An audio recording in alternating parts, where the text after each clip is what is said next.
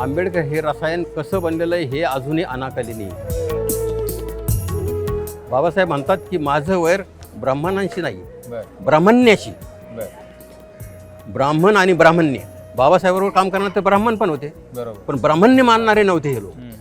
त्याच्यामुळे बाबासाहेबांची आणि प्रबोधनकारांची नाळ जोडलेली होती. ते भोले असो, प्रबोधनकार ठाकरे असो, देवराव नाईक असो, किंवा रप कंगले असो, बापूसाहेब सरसरबुद्धे असो, भाई चित्रे असो, कमलाकांत चित्रे असो, या सुरबानाना टिपणे असो, हे अगदी बापूसाहेब सहस्रबुद्धे किंवा लोकमान्य टिळकांचे चिरंजीव श्रीधरपंत टिळक हे चित्तपावन ब्राह्मण समाजाचे, किंवा बापूसाहेब सहस्रबुद्धे हे सारस्वत ब्राह्मण समाजाचे, देवराव नाईक हे गोवर्धन समाजाचे, गोवर्धन ब्राह्मण समाजाचे, हे ब्राह्मण समाजाचे सुद्धा बाबासाहेबांबरोबर भरपूर सहकारी होते. कारण बाबासाहेबांचा विचार हा मानवता उद्धाराचा विचार होता.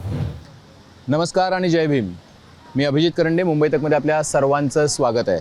आज अर्थात मी चैत्यभूमीवरती आहे. डॉक्टर बाबासाहेब आंबेडकर यांची आज जयंती आहे. लाखो अनुयायी महाराष्ट्रभरातून इथं वंदन करण्यासाठी येत आहेत. आणि या सगळ्या काळामध्ये डॉक्टर बाबासाहेब आंबेडकरांचे अनंत उपकार भारतावरती, आपल्या लोकांवरती आहे. त्याचं कारण असं आहे की केवळ आणि केवळ त्यांच्यामुळे आपल्याला संविधान मिळालं, आणि संविधानामध्ये रोबस्ट संविधान असं मिळालं की ज्याद्वारे आपले अधिकार, आपले हक्क आणि आपल्या जबाबदाऱ्या ज्या आहेत त्या पारदर्शकपणे पार पाडाव्यात, यासाठीची रचना जी आहे ती त्याच्यामध्ये करता आली. अर्थात मुद्दा असा आहे की गेल्या काही काळापासून खरं तर बाबासाहेबांनी जातीभेद मिटवण्यासाठी किंवा जातीच्या भिंती मिटवण्यासाठी खूप मोठं काम केलं. मग या सगळ्या प्रवासामध्ये म्हणजे जिथं आपण निघालेलो होतो, अगदी शाहू महाराजांपासून, फुल्यांपासून, बाबासाहेबांपासून पुढे आपण आलो, पण अलीकडच्या काळामध्ये या जातीभेदाच्या भिंती जास्तीत जास्त मला असं वाटतं की ठळक होताना आपल्याला दिसत आहेत. प्रत्येक जातीचे नेते उभे राहत आहेत, प्रत्येक जातीची प्रतीकं उभी राहत आहेत, आणि त्यामध्येच लोक गुंतून गेले आहेत. आणि म्हणून आपण जाणून घेण्याचा आज प्रयत्न करणार आहोत की बाबासाहेब जातीच्या पलीकडे कुठे होते. बाबासाहेबांचे असे काही कित्येक सहकारी होते की जे सर्व समाजातल्या घटकांमधून यायचे, आणि त्यांच्यामुळं खरं तर बाबासाहेबांना अधिक मोठं काम करता आलं. आणि त्या सहकाऱ्यांबद्दलची माहिती जी आहे ती महाराष्ट्रातल्या किंवा देशातल्या खूप लोकांना नाही आहे. आपल्यासोबत बाबासाहेबांच्या चरित्राचे अभ्यासक आहेत, लेखक आहेत, योगीराज बागुल सर. आपलं खूप खूप स्वागत आहे.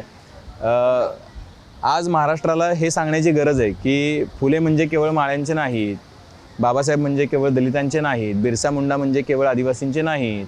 तर ही प्रतीकं जी निर्माण झाली, याच्या पुढे जाऊन आपल्याला सांगायला पाहिजे की ही मंडळी मोठी का होती. कारण सर्व जाती धर्मातील लोक यांच्या मदतीला आली, आणि त्या लोकांना सोबत घेऊन या मोठ्या लोकांनी एक मोठं काम उभं केलं.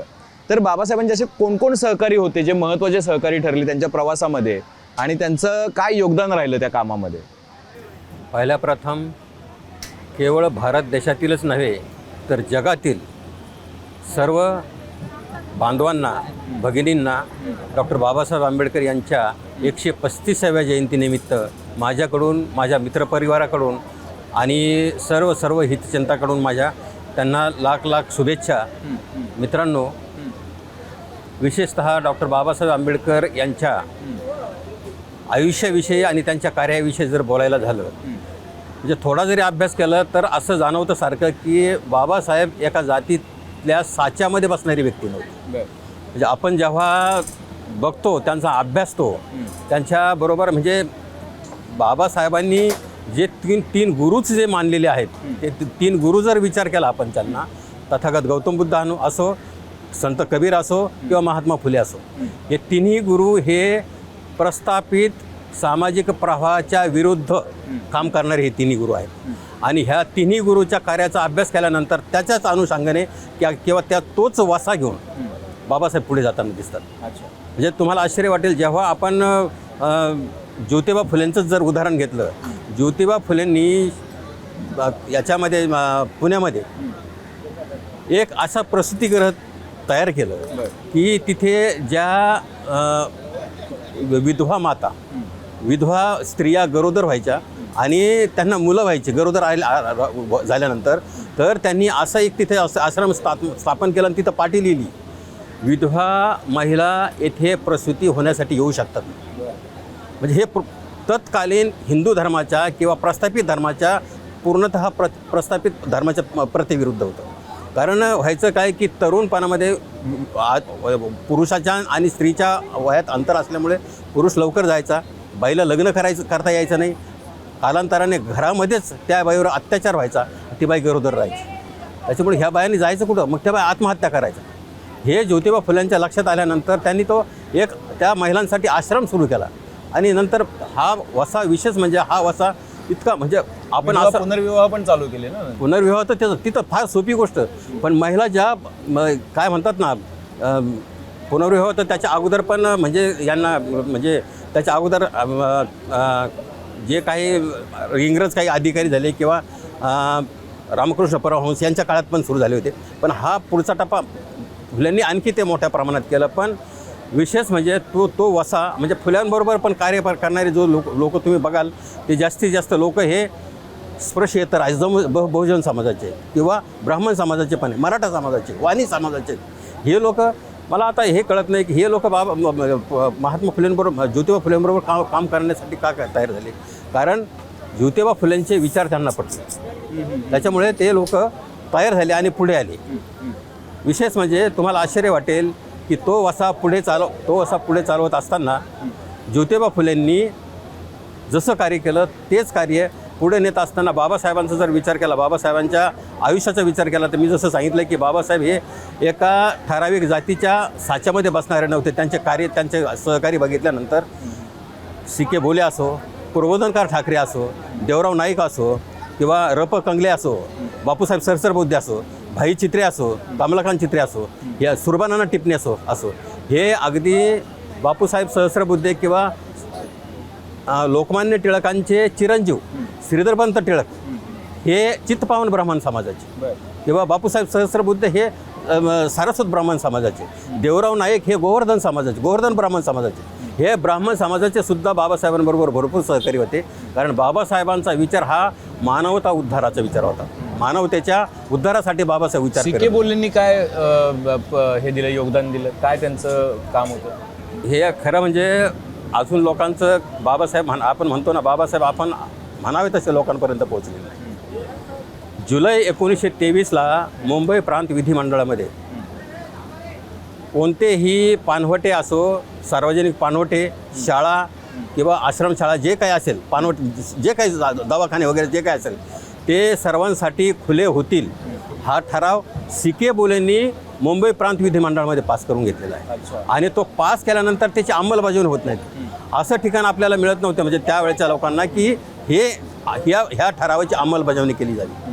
म्हणजे जी म्हणतात ना बीजारोपण, हे याचं म्हणजे हे सार्वजनिक ठिकाणं ही सर्वांसाठी खुले व्हावीत, ही म्हणजे काय संविधानिक जी तरतूद करून घेतली ती सी.के. बोलेंनी करून घेतली विधिमंडळामध्ये तो ठराव पास करून. हां, आणि त्याची अंमलबजावणी म्हणजे अर्थात सी.के. बोले बाबासाहेबांच्या मार्गदर्शनाखाली काम करायचे. बाबासाहेब सी.के. बोले वयस्कर असल्यामुळे बाबासाहेबांच्या अनेक गोष्टी ऐकायचे, पण सी.के. बोलेंचं मार्गदर्शन पण घ्यायचे वयस्कर असल्यामुळे बाबासाहेब. पण आता हा ठराव जो आपल्याला अंमलात आणायचा, सार्वजनिक पानवठ्याचा म्हणावा किंवा बाकीचा, हे म्हणजे योगायोग असे घडले मजेदार की त्यावेळेस महाड चौदार तळ्याचा जो असा प्रस्ताव पुढे आला, त्यावेळेस योगायोगाने सुरबानाना टिपणीस हे तिथले नगराध्यक्ष होते. अच्छा, सुरबानाना टिपणीस महाडचे. सुरबानाना टिपणीस म्हणजे सुरेंद्र गोविंदराव टिपणीस, हे त्यावेळेस साधारण 24-25 वर्षाचा मुलगा. तो आणि ते योगायोगाने निवडून आले आणि ते लगेच म्हणजे तिथल्या नगर परिषदेचे अध्यक्ष झाले.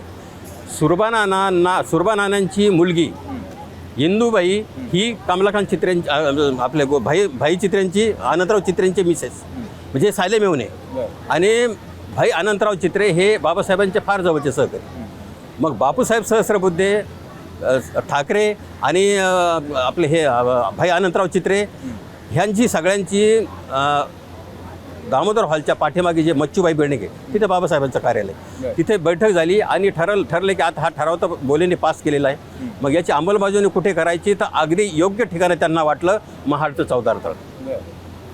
आणि अनायसाहेब तिथे सुरबानाना टिपणीस अध्यक्ष होते आणि भाई अनंतराव चित्रेने त्यांना समजून सांगितलं सगळे. अनंतराव चित्रे तयार झाले. पुढे ज्या घटना घडलेल्या आहेत, बारीक जर गोष्टी आपण जर अभ्यासल्या, तिथे गाडी तळ्याची जागा होती. गाडी तळ्याची जागा ही थरवळ यांनी भाड्याने घेतलेली होती. म्हणजे तिथल्या वीरेश्वर देवस्थानाची जागा ती भाड्याने घेतली होती, कारण त्यांचं काही तिथे नाटकं यायचे किंवा गाड्या तिथे थांबायच्या, जे तिथं व्यवसाय व्हायचा फार मोठा, तर गाड्या थांबायच्या, त्याच्यामुळे त्याला गाडी ताळायची जागा होती.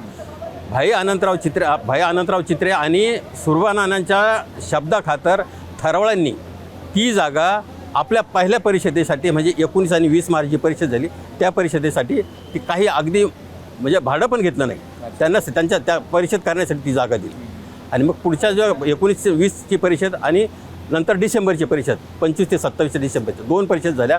पण ही काय म्हणतो ना, बीजारोपण जे केलेलं आहे हे दलितेतर लोकांनी केलेलं आहे, हे विसरता कामा नये. महत्त्वाचा शब्द तुम्ही वापरलात की बीजारोपण दलितेतर लोकांनी केले. आता सी के बोलेंबद्दल सांगितलं तुम्ही, सुरबानाना टिप्पणीसांबद्दल सांगितलं. मुंबईमध्ये पण काम करताना जी मंडळी होती त्यांचं काय योगदान राहिलं आणि कोण महत्त्वाचे लोक वाटतात त्याला, त्यातल्या 2-3 लोकांबद्दल जर बोलायचं झालं तर आपल्याला? फार दूर कशाला जाता, आपले हे इथे आपण तिथे आपले जे भाई कोतवाल गार्डन जे आहे त्याच्या समोर एक गल्ली जाते, तिथे खांडके बिल्डिंग आहे, 2 बिल्डिंग आहे सारख्या खांडके बिल्डिंग. तर तिथे काय झालं, गणपतीच्या काळामध्ये तिथे आपल्या म्हणजे बौद्ध म्हणजे तत्कालीन महार समाजाने ठरवलं आहे की इथल्या गणपतीची आरती आम्हाला करायची. महार लोक म्हणाले की सार्वजनिक गणपतीची आरती आम्हाला करायची. तर त्या लोकांनी तिथल्या जे लोक होते तिथले हिंदू धर्माचे त्यांनी प्रतिवाद केला. ते म्हणाले नाही, म्हणजे आरती तुम्ही करू शकत नाही, अस्पृश्य आहात तुम्ही. तुम्हाला आश्चर्य वाटेल, त्यावेळेस आपल्या लोकांबरोबर बाबासाहेब तर नंतर आले, तिथे मडके बुवा होते, म्हणजे गणपतराव जाधव, त्याच्यानंतर सीना शिवतरकर होते, ही सगळी मंडळी तिथे होती. आणि हे जेव्हा देवराव नाईकांना कळलं, देवराव नाईक म्हणजे गोवर्धन ब्राह्मण समाजाचे, त्याच्यानंतर सी.के. बोलेंना जेव्हा कळलं, त्याच्यानंतर ठाकरे साहेबांना जेव्हा कळलं, प्रबोधनकार ठाकरेंना, ही सगळी मंडळी यांना मिळून मडकेबुवा यांना येऊन मिळाली. आणि त्याच्यानंतर आता म्हणजे ही इतकी वैचारिक मंडळी म्हणजे विचारपूर्वक पाऊल टाकणारी होती. ह्या लोकांनी काय केलं, ह्या जो प्लॅन त्यांना तिथली आरती करायचा होता त्याच्या अगोदर सी.के. बोले, के.सी. ठाकरे हे सगळ्या लोकांनी वर्गणीच्या पावत्या फाडून घेतल्या. सर वर्गणी जर झाले त्यांचा हक्क झाला, मग तो त्यांना तर आरती करायला मिळायला पाहिजे. ते मग के.सी. ठाकरे यांनी तिथं पोलिसांची गाडी आली, पोलीस लोक हस्तक्षेप करायला लागले. सी.के. बोले त्यांना म्हणाले, पोलिसांना म्हणाले, अगदी इंग्लिशमध्ये बोलले त्यांना, this is none of your business to interfere this thing, you have to move from here. आणि पोलिसांना तिथून अक्षरशः सी.के. बोलेंनी खदडून लावलं. शेवटी बाबासाहेबांना बोलवलं. मग बाबासाहेबांनी पण त्याच्यावर चर्चा केली. ते म्हणाले, आम्ही हिंदू धर्माचे पार्ट आहोत की नाही, आमचा समाज आमची जात आहे हिंदू धर्माचं पार्ट आहे की नाही हे तुम्ही सांगा. पुढचे लोक गप्प झाले. तोपर्यंत बाबासाहेब बुद्ध धम्म घेतलेला नव्हता. मग आम्ही जर हिंदू धर्माचं पार्ट असेल तर आम्हाला हक्क आहे की नाही.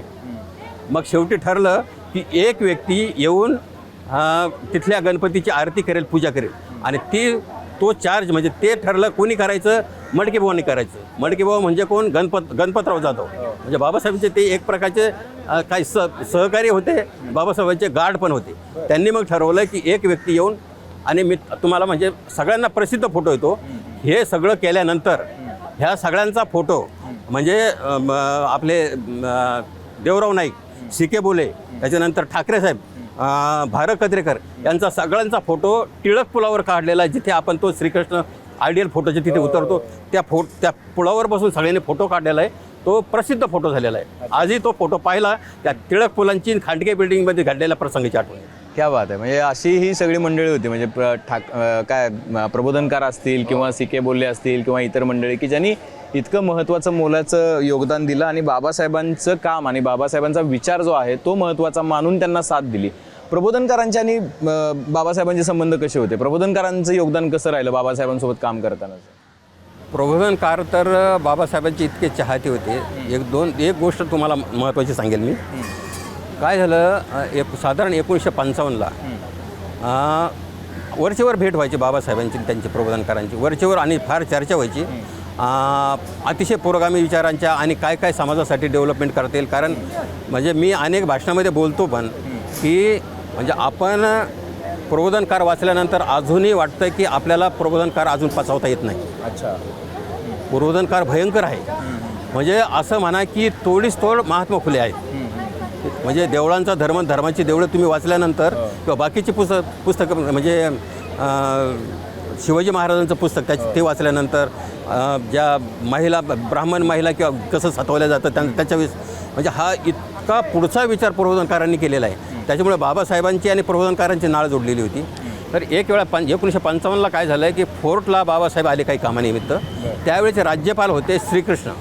त्यांना भेटायला गेले बाबासाहेब. आणि त्याच्यानंतर संयुक्त महाराष्ट्राची चळवळ इतकी जोर धरलेलं होतं त्यावेळेस, भयंकर चालू होती संयुक्त महाराष्ट्र चळवळ. आणि प्रबोधनकार आणि त्यांच्याबरोबर एक व्यक्ती बाबासाहेबांना भेटायला तिथे गेले. कुठे जिथे बाबासाहेब थांबले होते. बाबासाहेब कुठे थांबले होते? एम बी समर्थ हे बाबासाहेबांचे फॉलोअर आणि बाबासाहेबांच्या अनेक समितीवर काम करणारे ते तिथे ते बाबासाहेब त्यांच्याकडे उतरले होते. त्यांच्याकडे याच्यासाठी उतरले होते की ते 1+1 त्या तिथे बिल्डिंग होती आणि ती अशी बिल्डिंग होती की तिला हे लिफ्ट होती. बाबासाहेबाला पायऱ्या चढता यायच्या नाही. ती लिफ्ट होती. त्याच्यामुळे बाबासाहेब त्या बिल्डिंगमध्ये उतरले आणि वरती गेले त्यांच्याकडे थांबले. आणि त्याच्यानंतर बाबासाहेबांनी थोडेसे उशीर आले. बाबासाहेब आल्यानंतर त्याच्या अगोदर प्रबोधनकार ही मंडळी बसलेली होती सगळी जाऊन. तर बाबासाहेब नुसत्या तिथून इतकं थोडंसं एक्झर्शन झाले वर आल्यामुळे ना बाबासाहेबांना प्रचंड धाप लागलेली होती. म्हणजे ते येऊन समर्थांच्या हॉलमध्ये खुर्चीमध्ये बसल्यानंतर बाबासाहेबांना श्वास घेता येणार. धाप लागल्या म्हणजे बोलणं तर जाऊ दे पण असं धाप लागलेली एकदम. त्यावेळेस प्रबोधनकार बाबासाहेबांना विचारतात की डॉक्टर काय शरीराची ही अवस्था करून घेतली तुम्ही? एक काळ असा होता की तुम्ही नुसते चालायचे त्यावेळेस आम्हाला तुमच्याबरोबर हळूहळू पळावं लागायचं. इतकं तुमची धावणं होतं, इतके तुमचे जलदते होते चालायला. आज तुमची अवस्था अशी आहे की तुम्हाला दुसऱ्याच्या आधाराशिवाय पाय ठेवता येत नाही, उचलता येत नाही. आणि दुसरी गोष्ट म्हणजे बोलायला तुम्हाला असं म्हणजे हे सगळं पाहिल्यानंतर त्यावेळेस बाबासाहेब बोलले की ह्या संक्रमणातून प्रत्येकाला जावंच लागतं, उरधत असतं. दुसरा प्रश्न मग बाबासाहेबांना प्रबोधनकार विचारतात, संयुक्त महाराष्ट्राचे सगळं चालू आहे, संयुक्त महाराष्ट्राची चळवळ चालू आहे आणि त्याच्याविषयी तुमचं काय मत आहे, तुम्ही काय म्हणाल? त्याच्याविषयी अभिजितजी बाबासाहेबांचं वाक्य फार महत्त्वाचं आहे. बाबासाहेब प्रबोधनकारांना म्हणतात की तुमच्या संयुक्त महाराष्ट्राच्या चळवळीच्या पाठीशी मी आणि माझा पक्ष जिब्राल्टरसारखा उभा राहील. आणि मला म्हणजे त्यावेळेस जिब्राल्टर हा शब्द माहीत नव्हता. काय मी डिक्शनरीमध्ये पाहिला तो म्हणजे फिनलँड त्या साईडला असा एक खडक आहे त्याची झिजच होत नाही. म्हणजे उदाहरण दिलं बाबासाहेबांनी जिब्राल्टर तो खडक, तसा मी तुमच्या पाठीशी उभा राहीन, इतका भक्त मी तुमच्या उभा राहीन. हे असं बाबासाहेबांचं प्रबोधनकार साहेब ठाकरेंचं हेच रिलेशन होतं. हे फार इंटरेस्टिंग आहे. आणि मुंबईतल्या मी असं बघितलं की तुमच्या पुस्तकामध्ये सुद्धा बाबासाहेबांचे दलित इतर सहकारी याच्यामध्ये खूप सारी नावं आहेत आणि खूप साऱ्या रस्त्यांची नावं जी बघायला मिळाली मला. आणि नंतर तुमच्या पुस्तकामुळे मला ती लोकं पण कळाली आणि त्यांचं आणि बाबासाहेबांचं नातं पण कळालं.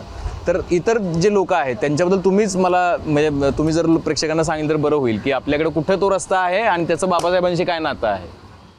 इथे परळला तुम्ही दिले तर इथे परळला पण एक रस्ता आहे आणि तिथे देवराव नाईकांचा पण तिथे नाव दिलेलं आहे एका रस्त्याला.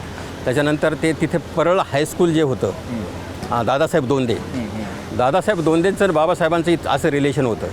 म्हणजे जरा एक किस्सा मुद्दाम सांगतो तो दादासाहेब. तिथं परळला जे परळ हायस्कूल म्हणायचं त्याच्या आधी दादासाहेब दोंदेच हायस्कूल म्हणतात त्याला परळचं. 1947चा जेव्हा देश स्वातंत्र्य झाला त्यावेळेस दादासाहेब दोंदेंनी बाबासाहेबांना टेलिग्राम केला आणि बाबासाहेबांना विचारलं की माझ्या विद्यार्थ्यांना संदेश पाहिजे, मी माझ्या विद्यार्थ्यांना काहीतरी संदेश द्या. मी त्यांच्या प्रकरणामध्ये सगळं हे लिहिलेलं आहे. तर दोंदे साहेबांना बाबासाहेब संदेश देतात त्याच्या विद्यार्थ्याला शाळेतला की आपल्या रक्ताचा शेवटचा थेंब असेपर्यंत आणि शेवटचा श्वास असेपर्यंत हे आपण आपल्या देशाला समर्पित करावं. हे बाबासाहेबांनी. त्याच्यामुळे मी म्हणतो बाबासाहेबांना ठराविक एका साच्यामध्ये, एका जातीच्या साच्यामध्ये, धर्माच्या साच्यामध्ये बसवणं शक्यच नाही. जेव्हा आपण बाबासाहेब वाचतो तेव्हा इतके लोक ब्राह्मण समाजाचे म्हणजे श्रीधरपंत त्यांच्याबद्दल तर ऐकायचं आहे. कारण की खरं तर टिळक एका या बाजूचे होते, म्हणजे जहाल मतवादी होते. गांधी हे मवाळ मतवादी होते. श्रीधरपंत टिळक त्यांचे पुत्र आणि ते बाबासाहेबांचे सहकारी होते. इथे मजेदार गोष्ट तुम्हाला एक सांगतो की श्रीधरपंत टिळकाचं आणि बाबासाहेबांचं असोसिएशन इतकं जवळचं होतं की म्हणजे टिळक जिवंत असताना लोकमान्य टिळक ज्यांना म्हणतो आपण लोकमान्य टिळक, आता लोकमान्य त्यांना कोणी पदवी दिलेली काय ते तो भाग वेगळा, त्याच्यात जाणार नाही आपण.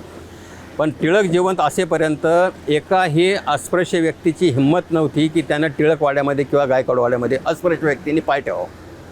मी लोकमान्य टिळक जिवंत असेपर्यंत बापरे शक्यच नव्हतं कोणी जाणं. म्हणजे he was very Orthodox person, तर ते जाणं शक्य नव्हतं. पण म्हणजे काय म्हणतात ना, श्रीधरपंत टिळक बाबासाहेबांच्या म्हणजे त्यांचं नाही, बाबासाहेबांचं इतकं असोसिएशन होतं. श्रीधरपंत टिळकांनी टिळकवाड्यामध्ये बाबासाहेबांचे जे समाज समता संघ आहे त्याची शाखा उघडली. श्रीधरपंत टिळकांचे मोठे भाऊ रामभाऊ टिळक पण तितकेच पुरोगामी विचारायचे. आणि त्याच्यानंतर ही शाखा उघडल्यानंतर त्या शाखेचं उद्घाटन करायला बाबासाहेब, देवराव नाईक, बापूसाहेब सहस्त्रबुद्धे, भाई चित्रे ही सगळी सवर्ण मंडळी, ही सगळी सवर्ण मंडळी आली. आणि मला म्हणजे हे सगळं जनतामध्ये, बहिष्कृत भारतमध्ये पेपर बाबासाहेबांच्या वृत्तपत्रामध्ये आलेलं आहे.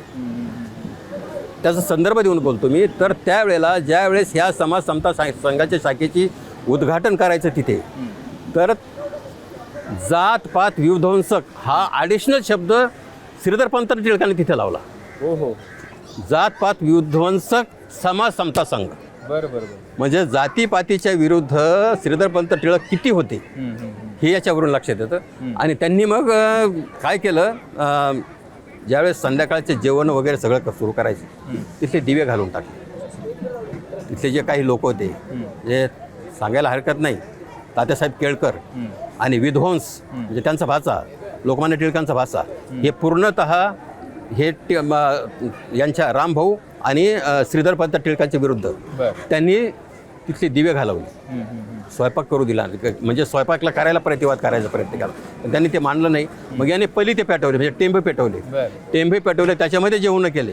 रात्रीची गाणी वगैरे झाली ती समजप्रधानाची. एक दिवस म्हणजे तिथे जिथे त्या टिळकवाड्यामध्ये जाऊ शकत नव्हती व्यक्ती कुठली अस्पृश्य समाजाची, त्या वाड्यामध्ये ह्या बाबासाहेबांनी तिथे मुक्काम केला त्या रात्री. पण त्यानंतर श्रीधरपंत टिळकांना प्रत्येक ठिकाणी इतकी नाकेबंदी करण्याचा प्रयत्न केला. विशेष म्हणजे आपण जर अभ्यास केला सगळं टिळकांच्या याचा, तर टिळकांनी 3 वेळेस मृत्यूपत्रक तयार केले आहेत. त्याच्यामुळे त्यांच्या प्रॉपर्टीच्या वादाचे इतके प्रकार चालले, इतकं काय काय चाललं. आणि त्याच्यावर काय झालं की हे जे तात्यासाहेब केळकर किंवा केतकर म्हणून नाशिकचे होते, लोकमान्य टिळकांचे जावई, आणि हे विध्वंस म्हणजे त्यांचे भाचे, यांनी एक ग्रुप तयार केला आणि त्या ट्रस्टीवर सगळ्या प्रॉपर्टीवर यांनी हक्क सांगितला. परिणामी काय झालं की यांची नाकेबंदी अशी झाली आहे दोघा भावांची. तर शेवटी भांबुर्डा म्हणजे आता शिवाजीनगर म्हणतो आपण, तिथे टिळकांना श्रीधरपंतांना आत्महत्या करावं लागली. पण या सगळ्यामध्ये तुम्ही भाई चित्रेंचा उल्लेख अनेकदा करताय. भाई चित्रेंचं कसं होतं रिलेशन म्हणजे बाबासाहेबांशी, आणि भाई चित्रेंचा कसा संबंध आला, त्यांनी पुढं काम कसं केलं बाबासाहेबांसोबत? भाई चित्रे खरं जर म्हणाल ना, ते समाजवादी पक्षाचं अगोदर काम करणारे भाई चित्रे. परंतु बाबासाहेबांच्या मुवमेंट पाहिल्यानंतर ते इतके एकनिष्ठ झाले, म्हणजे मला आश्चर्य वाटतं की देवराव नाईक, भाई चित्रे,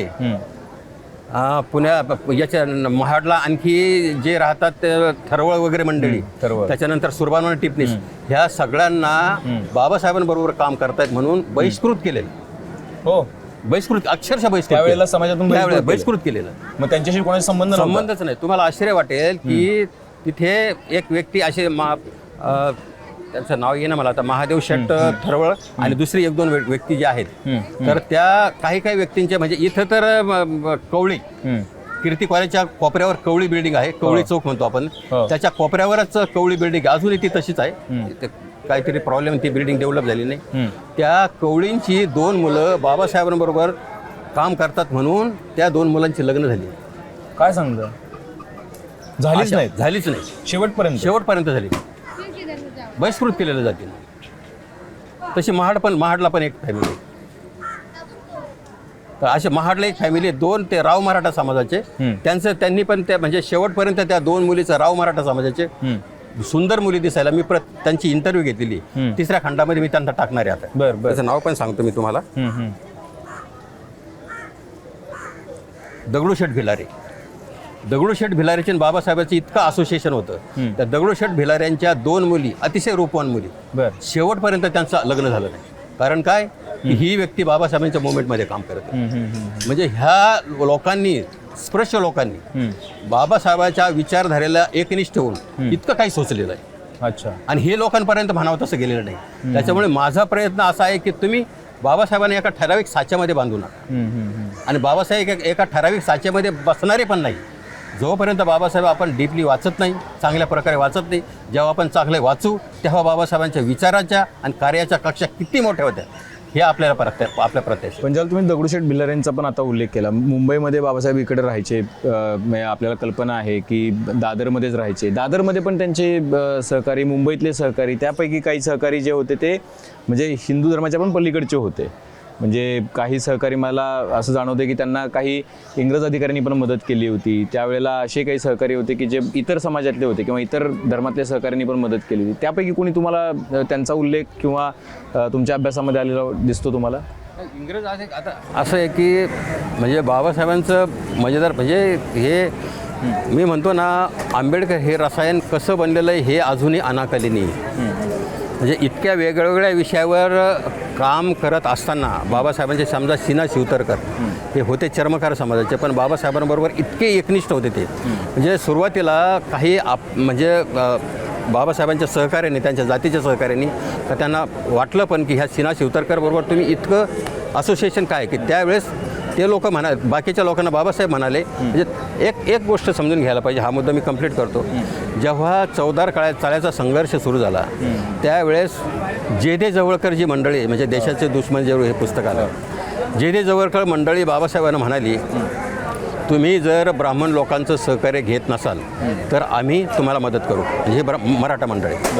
बाबासाहेबांचं त्यांच्या ज्या स्टेटमेंट केलं त्याला अतिशय सुंदर उत्तर आहे. बाबासाहेब म्हणतात की माझं वैर ब्राह्मणांशी नाही, ब्राह्मण्याशी.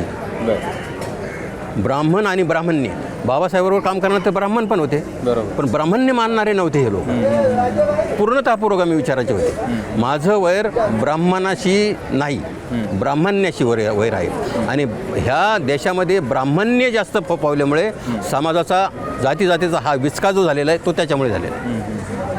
पण ही एवढी मोठी मुवमेंट उभी करताना काही सहकारी बाबासाहेबांचे असे होते की ते शेवटपर्यंत त्यांच्यासोबत होते. म्हणजे त्यांच्या आजारपणामध्ये बाबासाहेब शेवटपर्यंत सहकारी, त्यांनी ज्या वेळेला म्हणजे बौद्ध धर्मामध्ये प्रवेश करण्याचा निर्णय घेतला तोपर्यंत त्यांच्यासोबत होते. आणि त्या निर्णयाच्या वेळेला सुद्धा त्यांच्याशी बातचीत बाबासाहेबांनी केल्याचे दाखले आहेत. ती मंडळी सगळी कोण आहेत आणि त्यांचं कसं रिलेशन होतं, त्यावेळेचे काही किस्से आठवतात का तुम्हाला? एक महत्त्वाचं मी उदाहरण देईन. बाबासाहेबांचे फार म्हणजे मुलासारखं ज्याच्यावर प्रेम करायचे बाबासाहेब ते आहेत महबी चिटणीस, मनोहर भिकाजी चिटणीस. आणि हे मुरुडचे राहणारे. तर ह्या व्यक्तीने त्यावेळेस घरच्यांच्या विचारांना, समाजाच्या विचारांना डावलून बाबासाहेब बरोबर ते 14 ऑक्टोबर 1956ला बाबासाहेबांच्या बरोबर धर्मांतर केलं. बौद्ध धर्म स्वीकार चिटणीसांनी. एवढंच नाही, बाबासाहेबां म्हणजे तथागतांचा बौद्ध धर्म महबी चिटणीस इतके स्ट्रिक्टली फॉलो करायचे. आणि त्याच्या महत्त्वाचं म्हणजे तो एक आश्चर्य वाटेल की म्हणजे इव्हन एम बी समर्थ पण बाबासाहेबांच्या इतके फॉलोअर, म्हणजे इथल्या वेगवेगळ्या कामगार संघटना जर बघाल, म्हणजे मला आश्चर्य हे वाटतं की बाबासाहेब म्हणजे काय म्हणतात ना, इतके आपल्याकडे खूप काही हिरे जरी असले पण हिऱ्याची पण परतवारी करतो आपण. म्हणजे कोणत्या व्यक्तीला एज्युकेशन फील्डमध्ये ठेवावं, कोणत्या व्यक्तीला सामाजिक क्षेत्रामध्ये ठेवावं, स्पृश्येतर लोक, दलितेतर लोक याची पण. म्हणजे महबी चिटणीसला राजकारणात बाबासाहेबांनी कधीच येऊ दिलं नाही. एज्युकेशन संस्था सगळ्या सांभाळल्या. अच्छा. त्याच्या विरुद्ध एम बी समर्थांना कामगार संघटनावर घेतलेलं आहे बाबासाहेबांनी. एक फार महत्त्वाचं उदाहरण आता माझ्या लक्षात आलं म्हणून देतो. ही व्यक्ती फार समोर आलेली नाही. ते आहेत एस सी जोशी, सीताराम चित्तमणराव जोशी. त्याचा किस्सा फार मजेदार आहे. एस सी जोशी हे त्यावेळेस फार मोठे कामगार नेते, वेगवेगळ्या संघटनेमध्ये काम करणारे आणि फार मोठे वकील पण. म्हणजे पोस्टाचे युनियन, JNPTच्या युनियन, हे जॉब पोस्टरच्या युनियन किंवा रेल्वेच्या युनियनमध्ये हे सगळ्या युनियनच्या cases S C Joshi fight करायचे. आणि बाबासाहेबांची त्यांची कोर्टामध्ये भेट झाली. तर मला सांगायला फार आश्चर्य वाटतं की बाबासाहेबांना ज्या ज्या व्यक्तींनी सहकार्य केलं त्या त्या व्यक्तीला बाबासाहेबांनी अप्रत्यक्षपणे होईना कुठेतरी त्यांच्या उपकाराचे बाबासाहेब उतरही झालेले आहे. त्याचं भरपूर उदाहरण आहे. त्यापैकी एस सी जोशीचं मुद्दा मी उदाहरण देतो.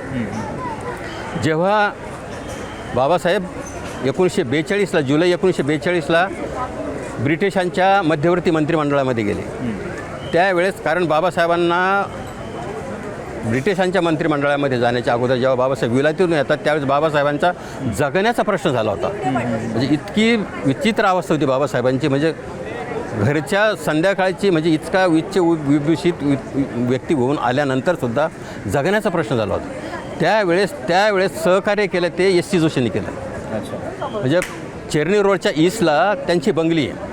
त्या बंगलीमध्ये एस सी जोशी म्हणाले की तुम्ही इथे ट्युशन सुरू करा. डॉक्टर आंबेडकर तुम्ही इथे ट्युशन सुरू करा. बाबासाहेब म्हणाले विद्यार्थ्यांचं काय करायचं. बाबासाहेब म्हणतात मग ती जबाबदारी माझ्याकडे विद्यार्थ्यांची. आणि विद्यार्थी एस सी जोशी पण शिकवतात. आणि त्या पडत्या काळामध्ये ते जे विद्यार्थ्यांच्या ट्युशन्स मिळायच्या ते पैसे मिळायचे त्याच्यावर त्याचा काही प्रमाणात हातभार लागायचा आणि बाबासाहेबांच्या संसाराला मदत व्हायची. ती गोष्ट लक्षात ठेवून ज्यावेळेस बाबासाहेब ब्रिटिशांच्या मध्यवर्ती मंत्रिमंडळामध्ये जातात त्यावेळेस चार्ज घेतल्यानंतर पहिल्याच आठवड्यामध्ये बाबासाहेब एस सी जोशींना टेलिग्राम करतात आणि त्यांना लिहितात की I want to appoint you as a chief labour commissioner of India. क्या बात आहे, क्या बात. Chief labour commissioner of India. Chief labour commissioner of India. आणि हे बऱ्याच म्हणजे चांगल्या अभ्यासकांना माहीत नाही. आणि त्यावेळेस एस सी जोशींची वकिली खूप चांगली चाललेली असती. अनेक संघटनावर काम करत असतात. ते खूप बिजी असतात. आणि हे त्यांचा मुलगा आता सध्या 91 वर्षाचा हैदराबादला राहतो. त्यावेळेस चांगल्या प्रकारचा समजदार होता. तो कॉलेजला होता.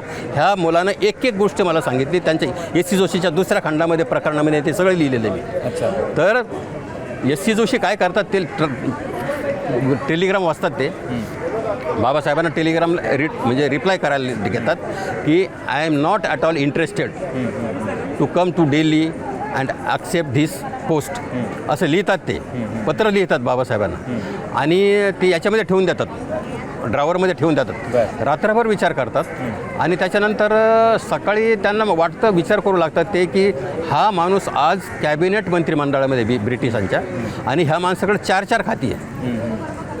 एवढ्या पूर्ण देशातून ह्या व्यक्तीला कोणीही मिळेल असा सहज. मग माझीच का निवड केली असावी, माझ्यामध्ये काय बरं कॅलिबर पाहिला असं या व्यक्तीनं. ह्या व्यक्तीला माझ्याकडून भविष्यामध्ये समाजासाठी आणि देशासाठी काहीतरी करून घ्यायचं आहे चांगलं. कदाचित त्यांचा तो बाबासाहेबांचा उद्देश असावा. त्याच्यामुळे माझ्याच नावाचा त्यांनी निवड केलेला असावा, विचार केलेला असावा. आणि शेवटी हा सगळा विचार करून सकाळच्या वेळेला एस सी जोशी टेलिग्राम पाठवतात बाबासाहेबांना की I am coming to Delhi. अच्छा, म्हणजे त्यांनी स्वीकारलं ते.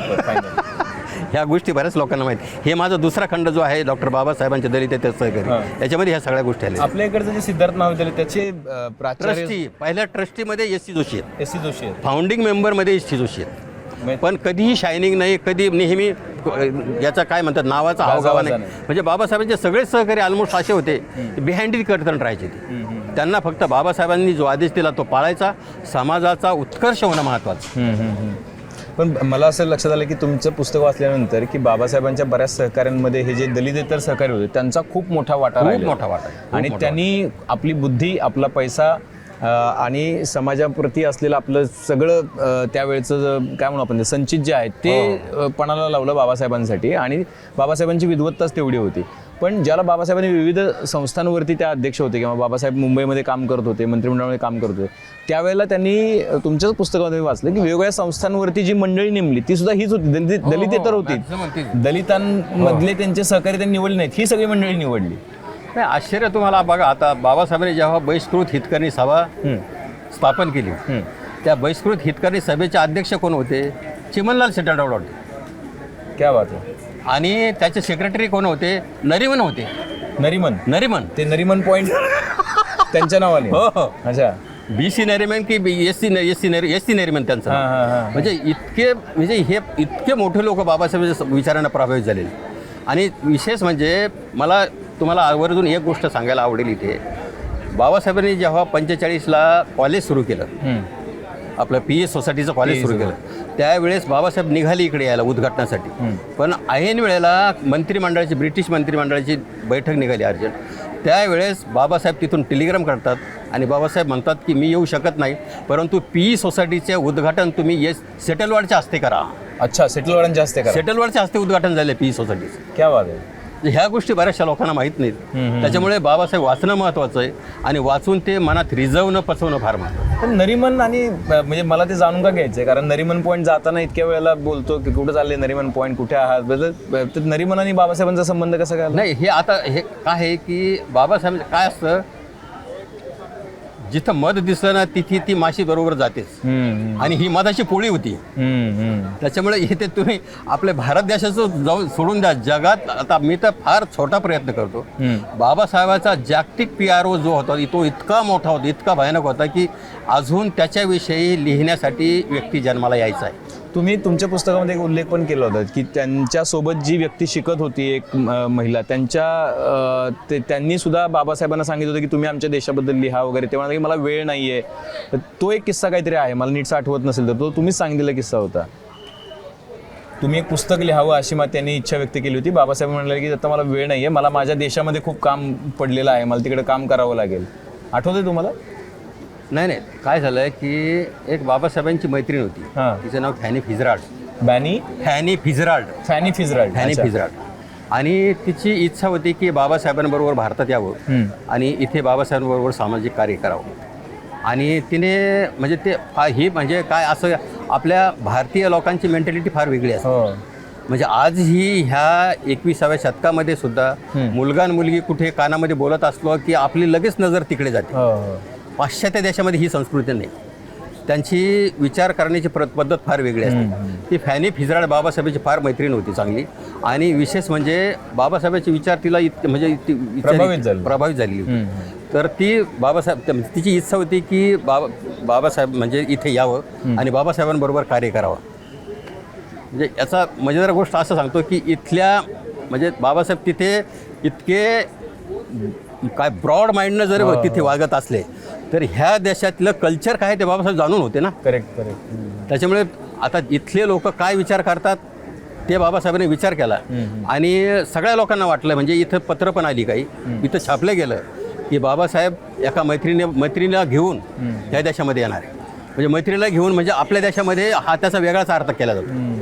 त्याच्यामुळे ते बातम्या झाल्या, त्या भरपूर बातम्या झाल्या. म्हणजे अगदी रमाबाईपर्यंत ती बातमी गेली. रमाबाई अस्वस्थ झाली एका रात्री की रमाबाईला वाटायला लागलं की ह्या माणसाच्या ह्या व्यक्तीच्या संसारासाठी मी काय काय दिवस काढते आणि हा माणूस आता विदेशीला घेऊन येणार.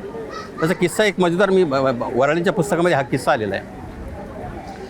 बाबासाहेब बोटीनं उतरतात इथे बंदरावर आणि सीना शिवतरकर बाबासाहेबांचे सहकारी हे सगळीकडे झालेलं असतं की विदेशातल्या मैत्रिणीला घेऊन बाबासाहेब देशात इथे येणार आहे. सीना शिवतरकर 2 हार घेऊन जातात आणि रमाबाई जाते तिथे बाबासाहेबांचं स्वागत करायला. रमाबाई उंच टाचा कसा करू पाठीमागे पाहत असते, म्हणजे पलीकडे कोणी उतरणार आहे का बाबा. आणि हे बाबासाहेबांच्या नजरेतून सुटत नाही. तर आणि सीना शिवतरकर बाबासाहेब उतरल्यानंतर त्यांनाच लगेच म्हणतात, एक हार टाकतात बाबासाहेबांना. आणि सीना शिवतरकर म्हणतात की मी 2 हार आणले होते, इथे मी 2 हार आणले. बाबासाहेबांचं फार महत्त्वाचं वाक्य आहे त्यावेळेस, I may be anything but not फुल. क्या बात आहे. I may be anything but not फुल. आणि सगळे मग बाबासाहेब हसायला लागतात. बाबासाहेब जेव्हा घरी येतात, बाबासाहेबची मिरवणूक काढतात, स्थिर सावर झाल्यानंतर करते सगळे लोक गेल्यानंतर, जेव्हा हे ज्यांचं जेवणं वगैरे होतात, घरातले जेवणं घेतात आणि बाबासाहेब त्यांच्या खोलीमध्ये जातात, तिथे बिडेरी चाळीच्या वरच्या पहिल्या माळ्यावर. त्यावेळेस रमाबाई मग बाबासाहेबांच्या निवांत बोलण्यासाठी त्यांच्या रूममध्ये जेव्हा जाते, तेव्हा बाबासाहेब म्हणजे आगावर शहारे आणणारा तो किस्सा आहे. बाबासाहेब रमाबाईचे जेव्हा हात बघतात ते सगळे फोडं येऊन फुटलेले असतात, तिथं घट्ट पडलेले असतात, खडबडीत, म्हणजे शरीर एकदम फार नाजूक रमाबाईची प्रकृती, पण हात एकदम खडबडीत झालेले असतात. बाबासाहेब रमाबाईचे हात पाहतात. दुसरा म्हणजे बाबासाहेब रमाबाईला विचारतात, रामू मी उतरलो तेव्हा तू मागे काय पाहत होतीस. आणि रमाबाईच्या डोळ्यामध्ये टचकन पाणी येतं. त्यावेळेस बाबासाहेब म्हणतात का अगं तू हा विचार करूच कसे शकते, तुझ्याशिवाय माझ्या मनामध्ये दुसरी कोणती व्यक्ती असेल असा विचारच करू शकते. हे म्हणजे एक जगातलं एक वेगळं आश्चर्य आहे. ज्या व्यक्तीच्या नावाच्या खाली एक ओळ पूर्ण होऊन दुसरी ओळ लिहावी लागते डिग्र्यांची, MA MSc PhD DSc LLD DLED bar at law एवढ्या डिग्र्या लिहाव्या लागते. त्याची सहचारणी एकदम अशिक्षित, तरीसुद्धा दोघांचं बॉन्डिंग इतकं म्हणजे रमाबाई गेल्यानंतर जेव्हा रमाबाई जातात त्यांचं निधन होतं त्यावेळेस बाबासाहेब उत्सुक म्हणजे देवराव नाईकांच्या मंडळीनं मला किस्सा सांगितलेला आहे. बाबासाहेबांच्या तोंडून अनाहूतपणे शब्द निघतो त्या राजघराला पाहत, आता ह्या राजघराचं मी काय करू. क्या बात. हे फॅमिलीचं हे बॉन्डिंग होतं आणि ही ती विदुषी फॅनी फिजराल जिचा प्रयत्न चालू होता इकडे यायचा. निश्चितपणे ही बाबासाहेबांची विद्वत्ता, बाबासाहेबांनी केलेला संघर्ष आणि ती ओळ मला फार सार्थ वाटते की कोटी कुळे उद्धारली भीमारली कोटी कुळे भीमा तुझ्या जन्मामुळे. म्हणजे किती जखडबंद पायातील साखळ दंड तथा टत तुटले तू ठोकताच दंड झाले गुलाम मोकळे भीमा तुझ्या जन्मामुळे. हे वामनदादाचं काव्य. क्या बात आहे. वामनदादा कर्डकांनी हे काव्य लिहिलं आणि ते अजरामर झालं. त्याचं कारण असं आहे की भीमराव आंबेडकरांनी, डॉक्टर बाबासाहेबांनी केवळ इथल्या एका समाजासाठी काम नाही केलं, इथल्या महिलांसाठी, इथल्या दलित समाजासाठी, शोषित समाजासाठी संघर्ष करणाऱ्यांसाठी आणि त्यासोबतच इतर समाजातले जे लोक आहेत की जे या सगळ्या वर्गापासून दूर आहेत, जे या मेनस्ट्रीमपासून दूर आहेत, त्या सगळ्यांना मुख्य प्रवाहात आणण्यासाठी कष्ट घेतले. मला असं वाटतंय एका आयुष्यामध्ये एखाद्या माणसानं इतकं काम करणं हा चमत्कारच असू शकतो. म्हणजे इतक्या दुसरं त्याला काही नाव देऊ शकत नाही, पण चमत्कारच असू शकतो. इतकं महत्त्वाचं काम करून ठेवलेलं आहे. आज तुमच्यासमोर या चैत्यभूमीतून हा विषय मांडण्याचं कारण हे होतं की बाबासाहेबांकडे, फुल्यांकडे, राजर्षी शाहूंकडे, छत्रपती शिवाजी महाराजांकडे, अण्णाभाऊ साठेंकडे, या सगळ्या मंडळींकडे आपण जातीच्या पलीकडे जाऊन बघितलं पाहिजे. इथं महाराष्ट्रातल्या नव्हे तर देशातल्या प्रत्येक व्यक्तीनं येऊन नतमस्तक झालं पाहिजे. कारण तुम्हाला आज सकाळपासून संध्याकाळी झोपेपर्यंत तुम्ही जे काही करता, जे स्वातंत्र्य तुम्हाला मिळालेलं आहे, जे अधिकार तुम्हाला मिळालेले आहेत, ते सगळं बाबासाहेबांचे त्याच्या मागेचे उपकार प्रचंड आहेत. त्यांनी ज्या पद्धतीचं संविधान तुम्हाला आम्हाला दिलेलं आहे, त्या संविधानाची ती कमाल आहे. मला असं वाटतं की हे सगळं आपण ध्यानात ठेवूयात. बाबासाहेबांना आता तरी कमीत कमी यापुढं तरी मला असं वाटतं की हा काळ शिकल्या सवरल्यानंतर शहाणं व्हायचा होता, पण त्या काळामध्ये सगळ्यात जास्त लोक जातीसाठी वेडी होताना दिसत आहेत. हे दुर्दैव आहे. आज चैत्यभूमीवरून अपेक्षा करूयात की हे जातीसाठी वेडं होणं सोडूयात आणि विचारांसाठी वेडं व्हायला पाहिजे. बाबासाहेबांचे विचार अंमलात आणले पाहिजेत, आत्मसात केले पाहिजेत. सर, तुम्ही खूप वेळ काढून आजच्या इतक्या बिझी शेड्यूलमध्ये आलात आणि मुंबई तकशी बोललात, त्याबद्दल मनापासून आभार. मला आपल्या मुंबई तकच्या चॅनलला बोलावलं. माझे विचार तुमच्या चॅनलच्या माध्यमातून, अभिजितची माझी तर फार जुनी मैत्री तशी, पण तुमच्या चॅनलच्या माध्यमातून अगदी हे पूर्ण भारतात नव्हे जगापर्यंत बाबासाहेब पोहोचण्याची संधी मिळाली. त्याबद्दल आपले पण आपल्या चॅनलचे पण मनपूर्वक आभार. तुमची काही मतं असतील तर ते निश्चितपणे नोंदवा. बेल आयकॉनवरती क्लिक केलं तर अपडेट्स मिळत जातील. आणि सर्वात महत्त्वाचं म्हणजे मुंबई तकचं यूट्यूब चॅनल सबस्क्राईब करायला विसरू नका.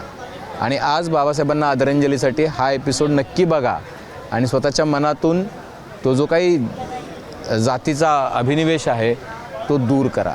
आणि तीच बाबासाहेबांना खरं वंदन बाबासाहेबांना जर काय असेल तर तेच असेल. पाहत रहा मुंबई तक.